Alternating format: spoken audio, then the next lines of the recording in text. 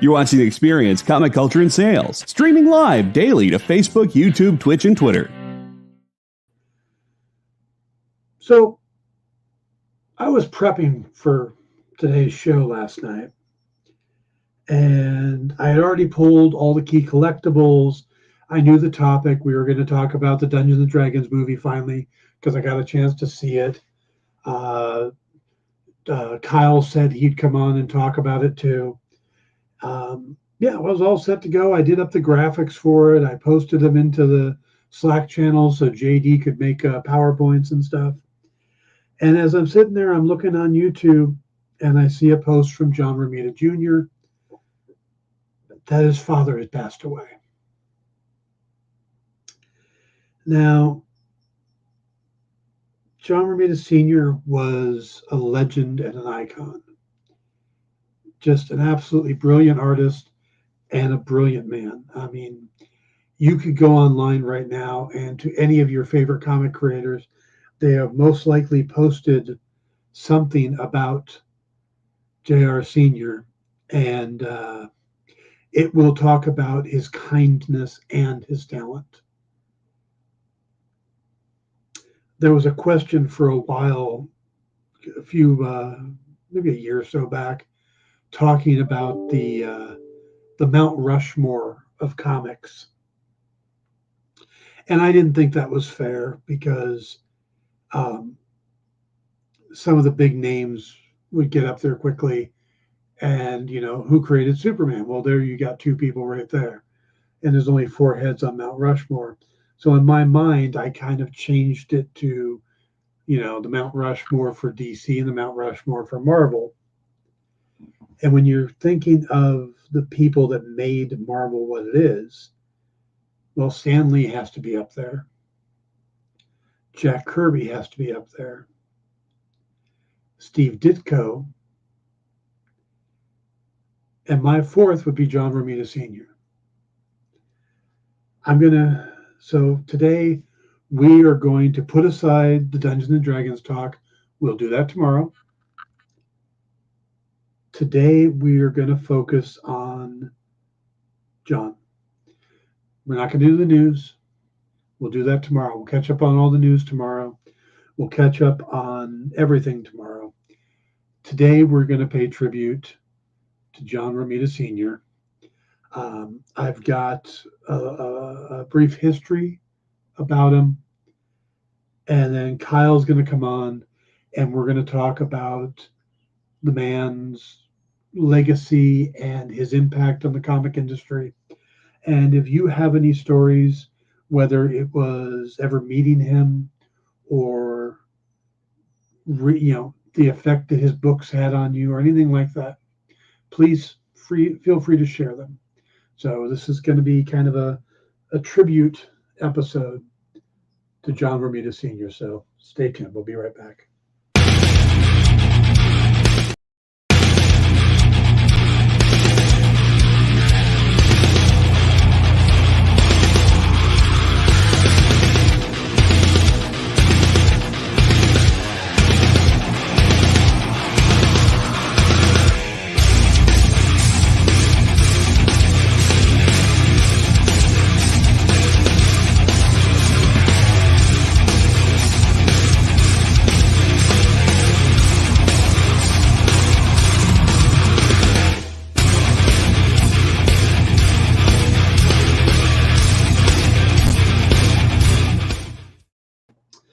Hey everybody, welcome to the Dan Wickline Show here on The Experience. We got a full lineup today.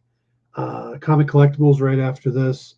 Then Braden Cox will be the guest on the trivia show. Then we have 360 Comics and Henri is back. But we're going to focus on John Romita Sr. today. And it's, I'm going to start with, this is the note that his son, a comic legend in himself, John Romita Jr., posted about 17 hours ago. He said, I say this with a heavy heart. My father passed away peacefully in his sleep. He is a legend in the art world, and it would be my honor to follow in his footsteps He was the greatest man I ever met. Now, just to give you an idea of his status, there have been a lot of people who have passed away in the industry. And they'll get mentioned in all the comic press. Maybe one or two of the entertainment magazines will talk about it, whether it's Variety or Deadline, something like that. All of them have covered John's passing, as well as CNN has picked it up and did a story on it. So this is a big thing. So hi, Triple B. Hey, Ed. Hey, Mike. Mike says, John was a close friend of ours. I've sat in his living room getting stacks of books signed with Desert Wind. Great talent, tough loss. Yeah. He was 93 years old, which is pretty amazing. He was born in 1930. And that's a long time. That's a great life. But still, it's a tragic loss, Let's see. All right. I've prepped kind of a history, pulled some quotes and stuff like that. So I'm going to read that between now and then we'll do the break, and then Kyle will come on. But please, again, if you have any comments, any condolences, anything you want to say, let me know. Put them in chat, and then we'll get them after this write up here. But so John Romita Sr. John was born in Brooklyn, New York, on January 24th, 1930, to Victor and Marie Romita. His family was from Sicily. He was a descendant of Sicily, and his father was a baker. He entered the comic industry in 1949 on a series called Famous Funnies. And Romita said of the hiring, Stephen Douglas up there was a benefactor to all young artists. The first story he gave me was a love story. It was terrible. All the women looked like emaciated men, and he bought it, never criticized it, and told me to keep working. He paid me $200 for it and never published it, and rightfully so. Now, he went on to work for a company called Forbes Lithograph, where he made $30 a week, when he was contacted by comic inker Lester Zakarin, who offered him $17 to $20 a page to do a 10-page story as a ghost artist. And he said, I thought this is ridiculous. In 2 pages, I can make more than I usually make all week. So I ghosted it and then kept on ghosting for him. I think it was a 1920s mobster crime story. Well, the work was for Marvel's 1940s forerunner Timely Comics, which helped give Romita an opportunity to meet editor-in-chief and art director at the time, Stan Lee. Now, like a lot of the comic artists from that time, in 1951, John was drafted into the U.S. Army and was able to show off his talent and ended up being assigned to work on recruitment posters after he did basic training. Well, he was then promoted to corporal about 7 or 8 months later, which allowed him to live off base and rent an apartment in Brooklyn. He took the opportunity to pay a visit at that point. He says, I went uptown one day for lunch. I stopped over at Stan Lee's office in the Empire State Building, where Timely Comics had now evolved into Atlas Comics. And his secretary came out, and I said, Stan doesn't know my name, but I've worked for him for over a year. Now, I was in uniform, and she must have told him this GI wants to do some comics. She said, Stan said, here's 4-page science fiction story. I penciled it and struggled with my first inking. That was the first story I did on my own. I did westerns and war stories then. So let's see. Ed says, he led an amazing life and passed in his sleep. What else can one hope for? He's a legend. that made millions of kids smile and laugh for decades. His impact on me is more than I can express. Well said, Ed. So Romita went on to draw a wide variety of horror comics, war comics, romance comics, and other genres for Atlas. His most prominent work for the company was a short-lived 1950s revival of a timely comic character named Captain America. He first appeared in Young Men number 24 through 28, which was about December of 53 through July of 54, and then in Captain America number 76 through 78, which was May through September of 1954. Now, at the same time, he was doing some uncredited work on romance comics for rival DC Comics before he ended up moving there full time in 1958. But when the demand for romance comics started to fade, even before he got his final original DC story published, Romita had already returned to freelancing for what had now become Marvel Comics. His first work for Marvel was inking a Jack Kirby cover and Don Heck's interior pencils on the Avengers number 23 from December of 1965. Now, he said of this, I had inked an Avengers job for Stan, and I told him I wanted to ink. I felt like I was burned out as a penciler after 8 years of romance work. I didn't want to pencil anymore. In fact, I couldn't work at home anymore. I couldn't discipline myself to do it. He said, okay, but the first chance he had, he shows me this Daredevil story somebody had started and he didn't like it. And he wanted somebody else to do it. He showed me Dick Ayer's splash page for a Daredevil and asked me, what would you do with this page? I showed him on a tracing paper what I would do, and then he asked me to do the drawing of Daredevil that way. I would do it, how I would do it. I did a big drawing of Daredevil, just a big tracing paper drawing of Daredevil swinging, and Stan loved it. Now, Romita started on Daredevil with issue number 12 in January of 1966, and sales on the book started to climb. Now, it wasn't their best-selling book. The print run on it was low compared to Fantastic Four, which was their best-selling book, and Spider-Man. But it had the highest sell-through rate of the print run. So of the books they printed, it sold the biggest percentage. And that was after, Romita started on it. Now, then Stan asked him to do this two-part crossover, which would be issues 16 and 17, guest starring Spider-Man. Well, it turned out that was kind of a backdoor tryout of sorts, as at that time, Stan and Spider-Man co-creator Steve Ditko were really starting to fall out. They weren't getting along anymore. The story on that is Steve had much more political ideas, was going in a completely different direction than Stan wanted to go with the comic. So Steve would do, they would come up with the plot, Steve would draw it and have these suggestions for dialogue and stuff.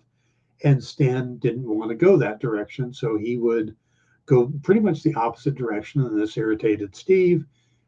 And they ended up, falling out to the point where Steve abruptly left the company in July of 1966. Now, Stan immediately wanted John to take over the higher selling title. He said, and John said, I was hoping against it, actually. Believe it or not, people laugh when I say this, but I didn't want to do Spider-Man. I wanted to stay on Daredevil. The only reason I did Spider-Man was because Stan asked me, and I felt that I should help out.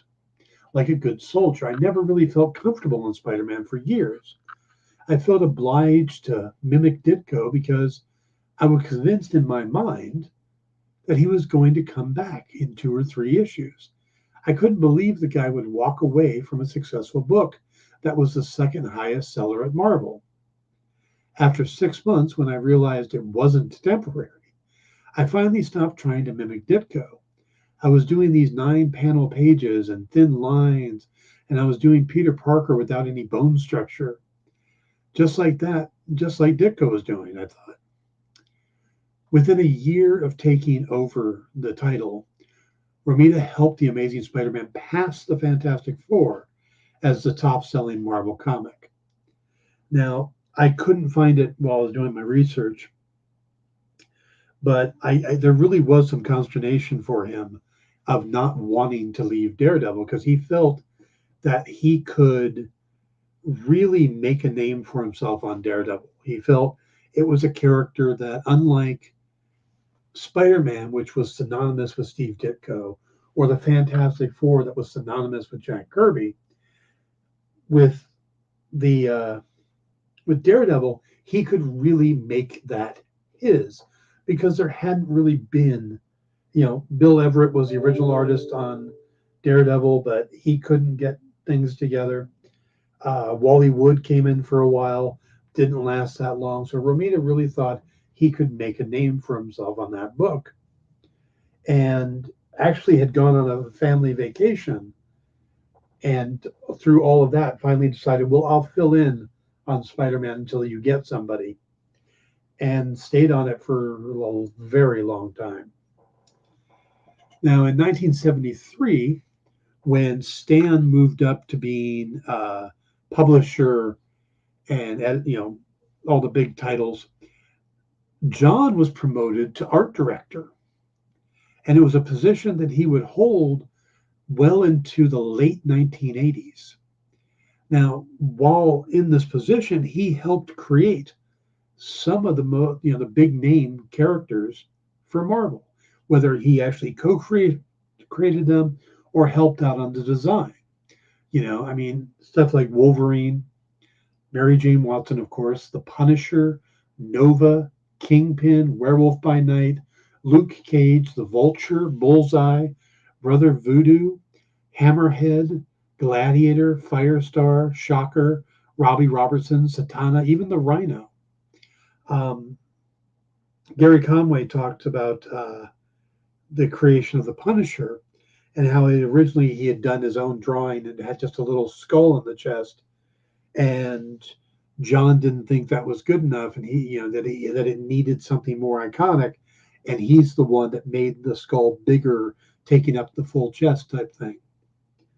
So a lot of the characters we see nowadays were heavily influenced by John Romita.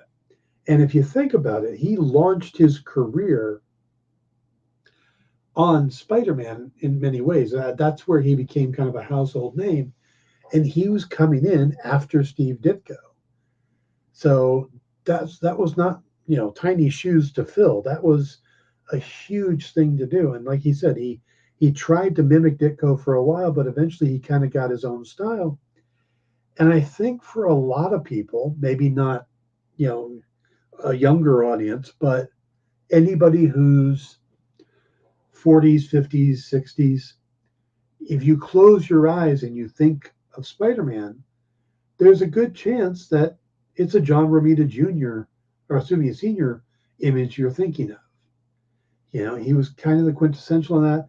He also did the comic strip from 1977 well into the 80s with Stan Lee, with the regular comic strip. So now John would go on to receive an Inkpot Award in 1979 and was inducted into the Will Eisner Award Hall of Fame in 2002, a ceremony I was actually at, which was a nice honor to see. He was inducted into the Inkwell Awards Joe Sinnott Hall of Fame in 2020. So, and I think the most recent time that he had published work was in 2010. He did an anniversary cover or whatever for Spider-Man, which was like 684 or something. He did the 500th issue, then he did another one. And I think Nick from the channel here actually owns that page. So Ed says the skull tooth belt was brilliant. He looks so badass, even with the big white go-go boots. Yeah, he did. The irony of that last cover he did Yeah. is that it was also a shared exclusive for Jen King and Jesse James, two of the other founders of the Experience. I didn't know that part. So, all right. What by hearing Kyle is here now. That's just a brief history on John, how he got in the industry. We're going to talk more about him, his effect on the industry, the books he worked on, and stuff like that. But we're going to do that right after this break. And when we come back, Kyle will join us. So be right back. Did you know that every experience show, including some exclusive content, streams on Twitch? Check it out. Twitch.tv/the_EXP. Or just scan that QR code. Comic Collectibles is here for you every Wednesday with AR Comics for two very important reasons. To sell you rare, one-of-a-kind comics that you'll love, and to confuse AR with old man talk. You see, Rex and John are, how should I put this, ancient as the roots of the mountains. So every week, Rex and John fill in AR in yet another area of pop culture that he missed because he's too young, just didn't have the time, or just really doesn't care about. It's a real public service they provide. Come buy some super rare and unique comics, while old men explain long-dead sci-fi shows to a younger man making that confused puppy face. Every Wednesday from 6 to 8 Eastern with Rex, John, and AR Comics. Comic Collectibles on The Experience. Comic culture and sales.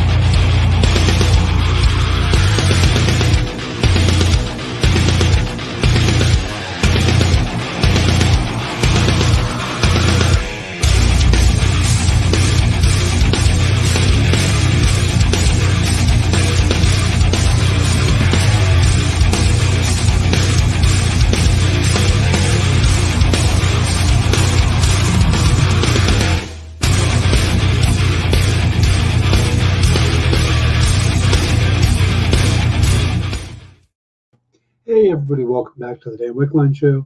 We are talking today about comic legend John Romita Sr., who passed away yesterday at the age of 93.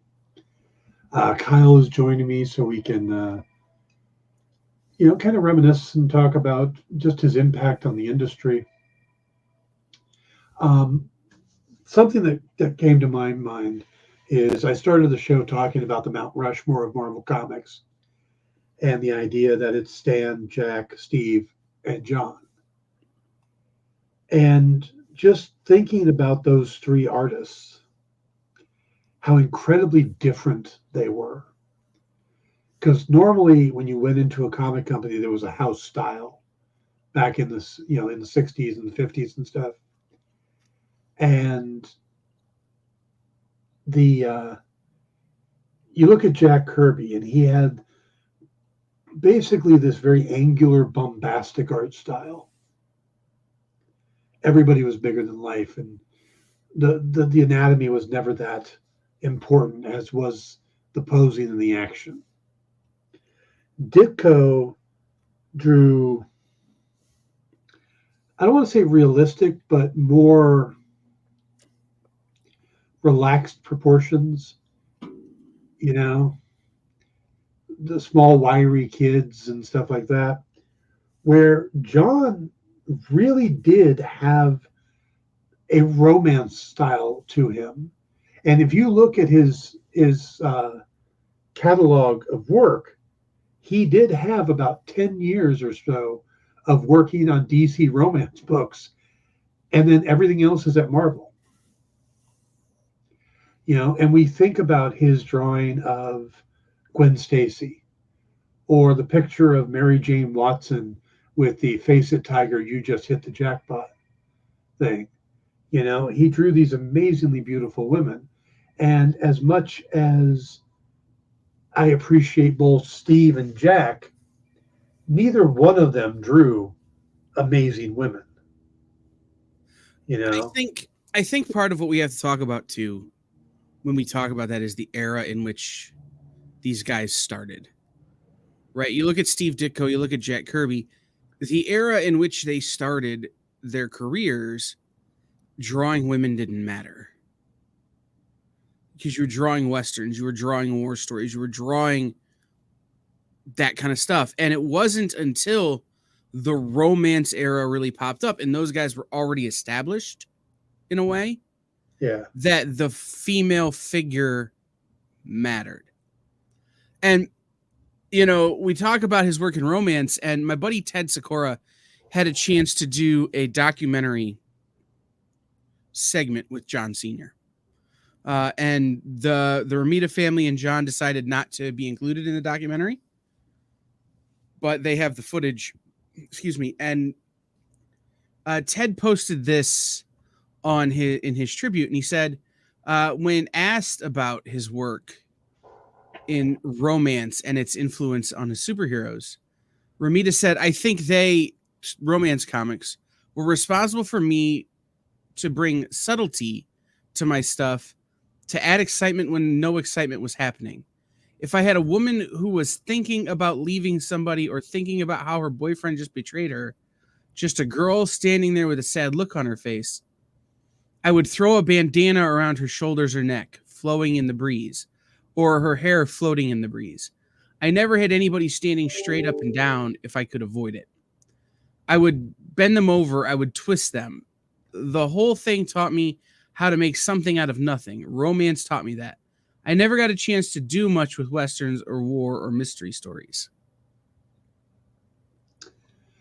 JD says, impact on the industry, going to need a whole week on that topic. Yeah. Sean, good to see you. Ed said, Ed, John Romita did work for Timely just early on, did a little bit of work for them, a little more work as Atlas, and then went to DC before coming back when they were Marvel. Sean says, could it be argued that John kind of blueprinted the modern art style used today on some things? John Jack did a lot of the layouts and stuff at Marvel, but I think John was the one that kind of created the Marvel house style and was the art director from the early 70s into the late 80s. So, yeah, I think in a lot of ways it was, I think John was the driving force by what would become the Marvel house style. And you'd see it in guys like Ross Andrew and Herb Trimpe and stuff like that would come in after him. Well, and I think part of that too has to do when we talk about Ross Andrew and Herb Trimpe and John Jr. and the Buscema's and Walt Simonson and these guys who all did come after the original masters. Their job was to mimic at that point. Like, Marvel's style had been so cemented that the rest of the history of Marvel Comics is based off of that, really, until you get to a guy like Todd McFarlane.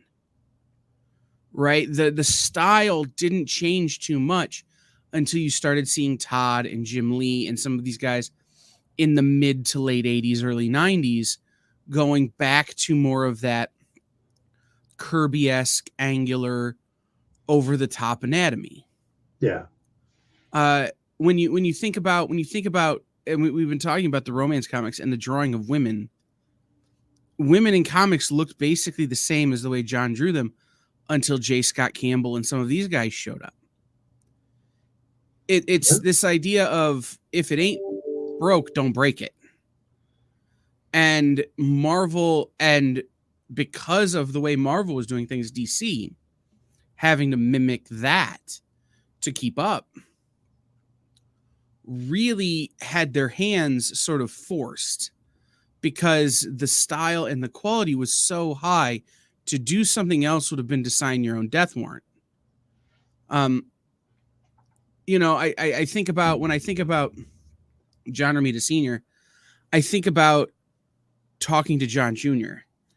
and going, my dad had a number for how many webs were on Spider-Man, how far apart they were to be, and how many were on the mask, and how that all looked. And he drilled that into anyone who's drawing that character, because that's the way Spider-Man looks right.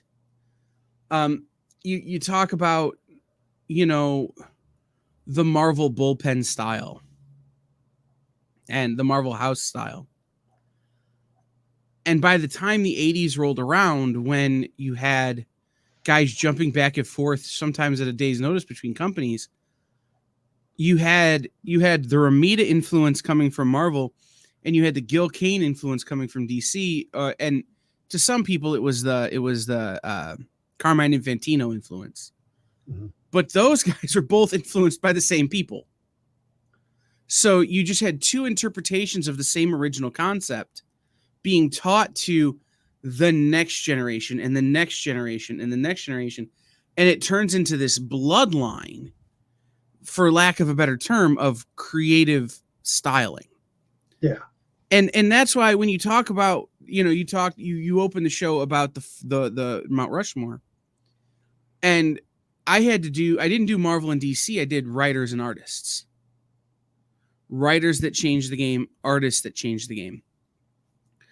And, for me, it was the art. On the art, it was, Steve Ditko, John Romita Sr., Carmine Infantino, and Gil Kane. No Jack. No. And I'll tell you why. Because I think Jack is the guy with his own monument in DC. I think there are people who even transcend Mount Rushmore, right? Who you've got to put off to the side. Stan Lee is not on the Mount Rushmore of the greatest writers ever, because he's got to be over here, because he was more than that. Right? It's this idea of understanding the roots of the tree, understanding the roots, and then where it goes from there. And that's the thing that when you look at Dazzler, or you look at, I've got a Romita page hanging right here in my office, Romita Jr. I can see how his dad would have drawn this page in his drawing. It's this idea of it's inseparable from everything that has come after it. And there aren't a lot of artists like that. Yeah. And I think that's why this hits so hard. The loss of yet another one of these people. George Perez is of that same vein, right? Mm-hmm. When George passed, it was, there is no one like George anymore. Or Neil Adams, when he passed recently. Neil Adams. Right. There is no one like that, but you can see that influence. You can see that pathway that they've paved in, when you look at Amazing Spider-Man 26, the page, when you look at, I picked up today's Daredevil 12. When you see today's Daredevil, when you look at the books that are on shelves right now, if you pay enough attention and you know the history, you can see the Romita in it all. You can see the Gil Kane in it all. You can see the George Perez and Neil Adams in it all. And so when you lose someone like that, it's that much more painful because you don't realize exactly what's missing. Yeah. But I also wonder how much with John did he transcend the comic industry? Because in a lot of ways, Spider-Man's popularity outside of comics is from him in a lot of ways. You look at the 60s animated series and how they handled the character in the 70s, 80s, and going on, they were loosely based on John's work. You look at the Marvel strip, the Spider-Man strip that was in the newspapers every day for years. He was the artist on that for a very long time. You know, we see Spider-Man, we see a John Romita drawing. We see his design, the shape of Peter's head, the way he drew Norman Osborn taking over from the weird hair design that Ditko had given him. You know? Yeah, and there's some of that, right? But the thing for me is again, it goes back to that. If you don't understand where you come from, you don't understand where you're going. Mm-hmm. And as much as, the look and the design and the way that John Romita Sr. drew Spider-Man and Daredevil and all that kind of stuff is hugely informative of the way Spider-Man looks in the movies and Daredevil looks on TV or the comic strips or any of this kind of stuff. That only comes from a place of understanding where Romita and the others who worked on these characters were trying to put them when they were trying to put them there. And to me, that is the highest level of comic booking. You know, I'm going to create this character. I'm going to form this character in such a way that I don't really care about what happens after this story, but I'm going to draw this story in such a way that it tells the best story and articulates the message and articulates the plot in the best possible way.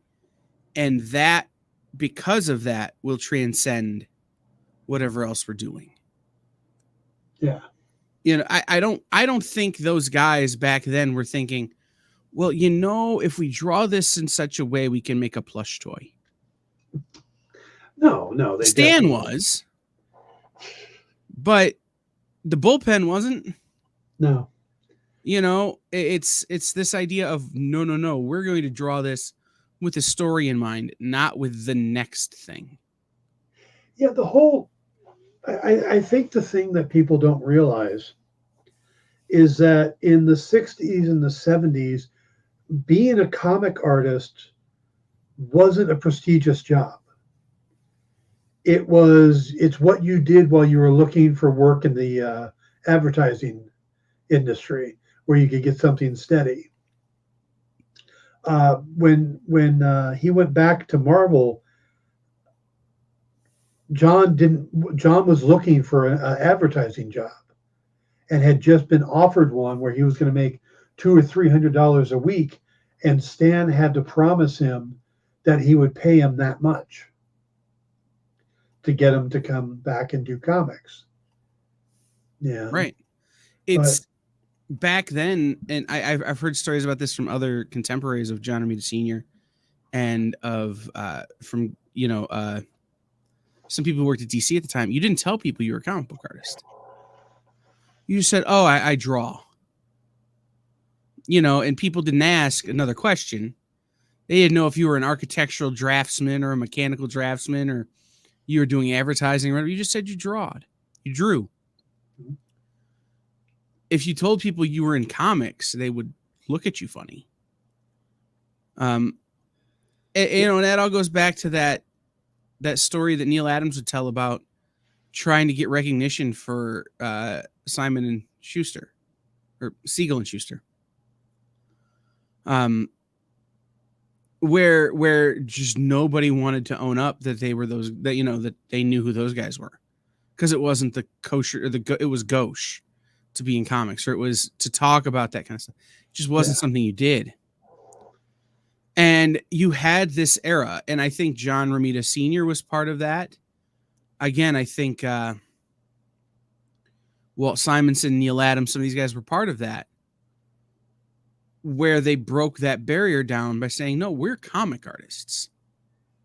Sure, we can do other things. And Neil Adams was working for Kellogg's and, you know, doing advertising, and everybody did advertising.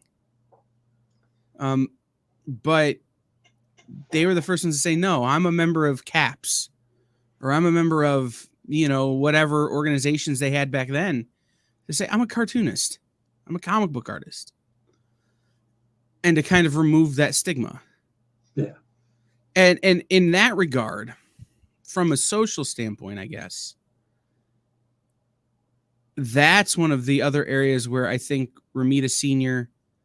really does transcend what we think of as comic book artist, because he was the first one to kind of be out and proud about it. Yeah. I want to pull up a story real quick. A lot of people are posting their memories and stuff. And Jim Valentino posted one today. Oh, that made, I cried so hard I couldn't even tell you. I read that and I just he says, yeah. Jim says, I drew a cover for What If Volume 2, number 20, which was based on the iconic Amazing Spider-Man Annual number 21. Shortly after turning it in, I got a phone call from Mr. Romita asking if I would mind if he did an overlay on it to correct it. I replied, Mr. Romita, anytime you would like to give me a drawing lesson, please don't hesitate. Then before we hung up, I asked, could you please send me the overlay to me so I can study it? And please sign it. It remains one of my proudest possessions. Several years later, I was at a small convention in Pasadena when the Romita family came walking up to me. Mr. Romita introduced me to his wife by name. I can't tell you what a thrill it is when someone you've admired and respected for years recognizes you like that. We spent some time chatting about the newly released Daredevil movie and went our separate ways. Rest in peace, sir. You are an inspiration as an artist and as a man. Now, a couple things to take from that. First off is where Jim was at the time that he met John and his wife. This was about 10 years, 8 to 10 years after Image Comics was formed. So Jim had already kind of climbed that pinnacle, and he's fanboying at meeting John Romita. Also, I know when this was because I was at that convention. This was one of the worst conventions I'd ever been into in my life. It had an amazing group of people. I got to meet the Romitas that weekend. I got to meet Jim that weekend. I walked in, and the very first table when I walked in the door, George Perez was sitting there by himself. No line, no one there. I went up and started talking to him because he looked bored. He and I got into a conversation about the shirts that his wife makes him or made him. So that's, how I met George Perez. So, but I just love the idea that Jim, who at that point was co-founder of Image Comics, creator of Shadowhawk, had already done great in reviving Guardians of the Galaxy for Marvel, is fanboying over meeting John Romita Jr. Sr. Sure. I have one that I'll share. Well, a couple of things here. So if you've watched the experience, you know of my love for Danny Fingeroth. Mm-hmm. Danny is the biographer to Stan Lee. He's on the Eisner Week committee. He's really a historian of this industry. And if you haven't read his book, Disguised as Clark Kent, about Judaism in comics. You don't know. And he's a fun interview. Oh, he's great. But you don't know what you don't know until Danny Fingeroth tells you don't know it. Yeah. He shared this. If you can't read the caption, this is also from Amazing Spider-Man Annual number 5, a glimpse inside a real Spider-Man plotting session. Here we go with plotting, first as penciled by John Sr., and then, for reasons unknown, the printed version as drawn by Marie Severin and Frank Giacoa, featuring John, Stan Lee, Larry Lieber, and in John's pencils, Flo Steinberg. So this is John's version of Stan telling him the plot and him trying to draw it. And then Danny shared what was eventually published. So here's Marie Severin's drawing of John Romita Sr. And they just share all of these, like it's all of these pages, of them working together. And it's really at that time, I would say, and I don't know, I wasn't there, but from everything I've heard, it was this nucleus. It was Flo and John and Stan and Larry and a few others that were just there all the time. And it was this real organic way of coming up with stuff. Stan would come up with an idea and he would act it out and he would be all over the place. And John would just sit there and draw it. And then Stan would have to come back and figure out how to write the story he made up on John's pencils. Mm-hmm. You know, and it's not easy to do. No. For all the people that think that, just Stan coming up with the plot and then telling them to go off, writing after the fact is harder than doing the dialogue in the script. Right. It's much harder than telling your artist, okay, panel, page 1, panel 1. Room, red couch, purple drapes. Man sits on couch and says. Like, I like the idea of the Marvel method, right? The plot method. It's how they did Dark Knight's Metal, and it's how they've done so many, special things since then. But it really was a great way to create comics, but you could only do that with a certain type of person. Right. And I hate to say it, but I don't think that person exists anymore. John Romita Jr. can do it. Jim Lee can do it. The Kuberts can do it. But all those people learn from the people who did it. It's not. It's one of a retailer friend of mine made a comment that this is another nail in the coffin between the comics everybody knows and loves and the comics we have today. And I thought that was maybe a little bit of a misrepresentation. But what I think he meant is it's another loss of that knowledge of how things used to be done at a time when comics were at their height. They were as big back then as they've ever been, and institutional memory is a thing.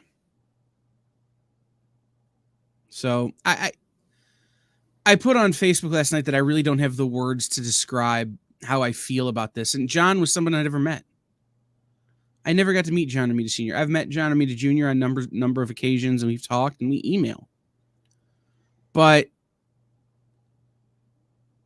the fact that I'll never get to meet John Romita Sr. brings an amount of sadness to my heart that I'm really not capable of dealing with. Yeah. Because I don't, and I know John has heard this so many times, but I'll never get to tell him how much the things he did have changed the entire trajectory of my existence. And so, like, as we talk about his impact and the way the industry has changed because of him, I don't know that there's a way to measure. I don't know if there's enough talking or enough words we can say. Yeah. Let me hit some of the comments here. JD says, how to draw comics the Marvel way, grew up with that book. That was actually John Buscema who did the art on that, but I'm sure Romita had a lot of influence on it. Hey, Kenneth.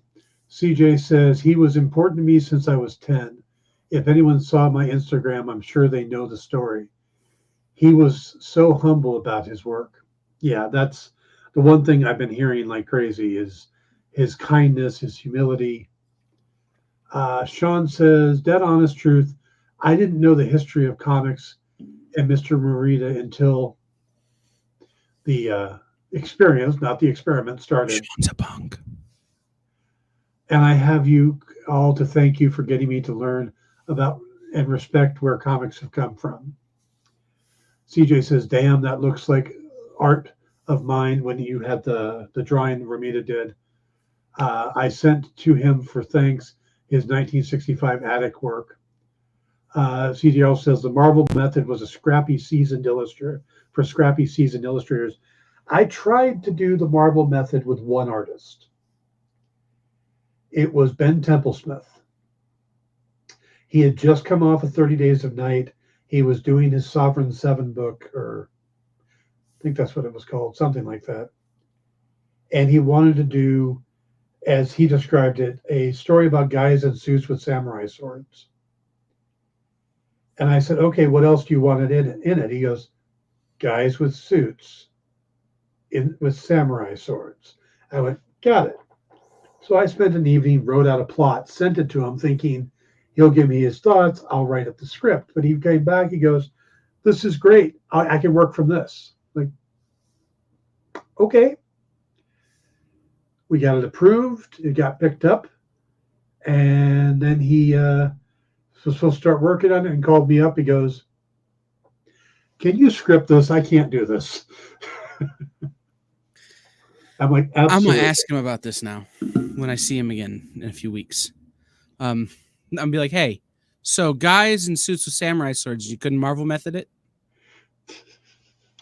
I think he was busy and needed some off the plate, but that ended up being Bloodstained Sword for IDW.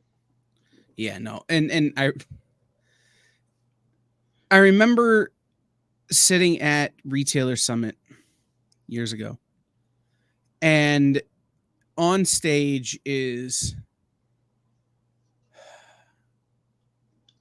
I'm not even remember who it was now.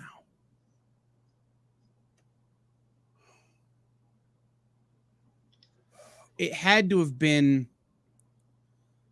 Vince Laterio or one of those guys when they were at DC. And they go, we're going to announce something big, but before we do, here is... And I thought it would come to me. But it was a writer to talk about this new series they're leading. And it wound up, they go, we're going to do this the Marvel way. So you had to bring in some Marvel guys. Ladies and gentlemen, John Romita Jr. and Jim Lee and Andy Kubert and the last one was Greg Capullo. And they talked about how everything was a plot and how everything was drawn and how everything and I just remember sitting there thinking that the old guard were well protected by the group of guys who were there to be able to do that. Yeah. And unfortunately, so much of the old guard is no longer with us. Somebody go rep Walt Simonson and Bubble Wrap or something for me. Please. Walt Simonson, Michael Golden. Yeah, Michael Golden for sure. Mike Grell. Yes. Yeah. I don't make jokes, but it's true. Yeah. The old guard is leaving us quickly. And so it's important for us to remember the things the old guard gave us and to hold them in high esteem.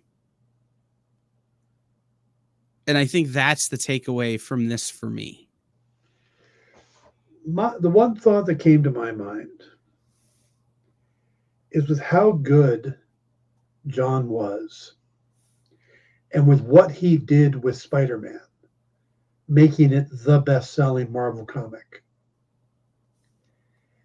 It makes me wonder what he could have done had he stayed on Daredevil. Where would Daredevil be pantheon-wise would he be as popular as Spider-Man? Because, I mean, John, like I said, he transcended by taking Spider-Man into the newspapers. He drew Spider-Man on the cover of TV Guide. TV Guide, everybody had it back in the 70s, in the 80s. Everybody got TV Guide because you had to see what the hell was on. So you could plan it out because there was no second chances when it came to TV back then. You needed that guide. And, yeah, and he did. He wanted to stay on DD. So just makes me wonder where Daredevil would be popular. I realize he's very popular now. The TV series helped, stuff like that. But he's still not Spider-Man level. It's true. Yeah. Any last thoughts? Hug your loved ones and meet your idols before you don't have a chance to anymore? A few years ago when I was still working at Bleeding Cool, I got a package in the mail from Nick because I was kind of the go-between. I got all of Dynamite stories and I did all their write-ups and stuff. And I don't remember what it was or why, but Nick just sent me some books. And one of the things he sent me was a book autographed by John Romita Sr. And I just love that I have that memory, that piece of history. Yeah. I do have a John Sr. autograph. It was mentioned earlier. Mike Wheeler. I submitted a Spider-Man 36. And I had John Sr. through Desert Winds, actually, and had John Sr. sign it. Later had John Jr. sign it. I had everybody who worked on that book, plus John Jr. All of them signed that book. And the reason is that was the first Spider-Man key I ever bought. And I had to have John Jr. sign it because I became interested in collecting the old school Spider-Man books because of John Jr.'s art and learning about his dad. So I had to have the key that led me to that, sign that book too. So that's one of my, I don't look at that book. It's in a safe deposit box because I'm scared something will happen to it. But it's one of my prized possessions. Two last comments I want to hit. JD Smith says, interesting question, but I can't see DD as popular as Spidey. The suit design and relatable teen aspect will always keep Spidey on top. Possible. It's a good point. And CJ says, he had a consistent style. I never any letdown in technique, no matter what character. Yeah, John did have an amazingly consistent style. So I think we're going to wrap that up there. Thank you guys for joining in the conversation, Kyle. Thank you. And what Kyle said, hug your loved ones. You never know, when the last time will be. And we've lost so many actors and artists and writers and stuff that you never know. So thank you guys for tuning in. Stick around for Comics Collectibles, and I'll see you all tomorrow.